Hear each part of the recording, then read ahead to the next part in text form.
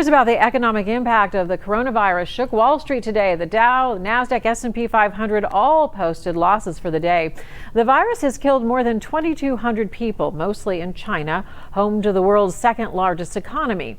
Procter Gamble does a lot of business in China and is starting to feel the economic impact. Brad Underwood joins us outside the worldwide headquarters downtown with what that means for profits. Brad.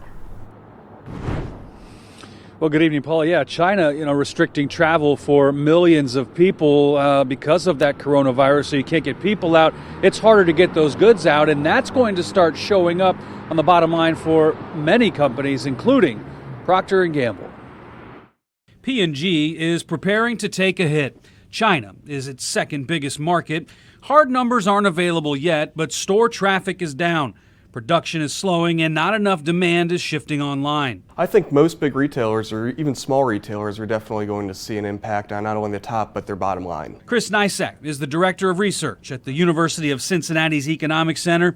He says it's not surprising to hear companies like P&G come out and say the supply chain is taking a hit. A lot of people think when they think of a product that may be imported from China, it just goes from point A to point B, whereas there are a lot of intermediary steps in that process. So the ripple effects from the coronavirus are going to be pretty large. But P&G isn't alone. Apple says the coronavirus is responsible for production shortfall too, and it won't meet projected revenue numbers for the second quarter.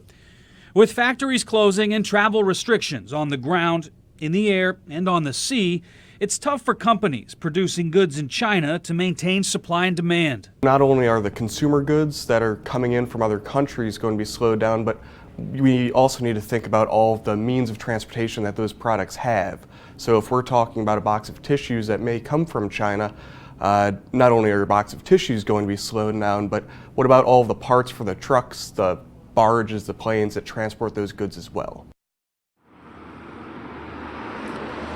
Now, the estimated financial figures of the hit that P&G could possibly take for the quarter, well, those were not released today with those comments. Reporting live downtown, Brad Underwood, Local 12 News. Paula? Trickles down to all of us. Thank you, Brad. P&G works with nearly 400 factories and ships more than 17,000 different finished products from China.